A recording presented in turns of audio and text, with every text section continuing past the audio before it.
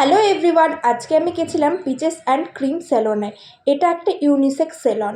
আজ আমি মেনলি স্যালনে গেছিলাম পেডিকিওর করাতে, কারণ বর্ষায় যা পাগুলোর অবস্থা হয়েছে সেই জন্য একটা মাস্ট নিডেড ছিল পেডিকিওর। ওনারা যেতেই আমাকে একটা ক্রিস্টাল পেডিকিওর সাজেস্ট করলেন। এখানে সমস্ত ক্রিস্টাল পেডিকিওরের প্রোডাক্টগুলো ছিল, সেগুলোই আমি দেখছিলাম। এরপরে স্টার্ট হয়ে গেল আমার পেডিকিওর। যা যা করার সমস্ত কিছুই করলেন। এই বাবল বাথটাতে পাটা ডুবিয়ে রাখতে এত সুন্দর লাগছিল কি বলবো। তারপর আমার নখের যে কিউটিকলগুলো ছিল সেগুলো কিউটিকল পুশার দিয়ে পুশ করে দিল, আর আমার নেল পলিশগুলো রিমুভ করছিল। আমার নেল পলিশগুলো এতদিন হয়ে গেছিলো যে নেল পলিশগুলো উঠতেই চাইছিল না। পিচেস অ্যান্ড ক্রিম স্যালনের প্রত্যেকটা স্টাফই ভীষণ প্রফেশনাল।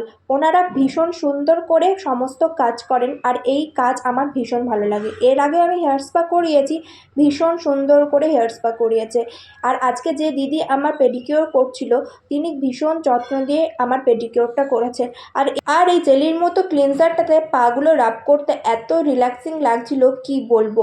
আর ওনার হাতের কাজ এত সুন্দর যে আমার মনে হচ্ছিল আমি ঘুমিয়েই পড়ি। আর তারপর লাস্টে যে মাসাজটা ছিল, এই মাসাজটা ছিল মাচ নিটেড। তোমরা অবশ্যই পিচেস অ্যান্ড ক্রিম স্যালনে ভিজিট করতে পারো, ওনাদের কাজ ভীষণ ভালো। তোমরা গিয়ে প্রচণ্ড পরিমাণে একটা রিল্যাক্স করতে পারবে।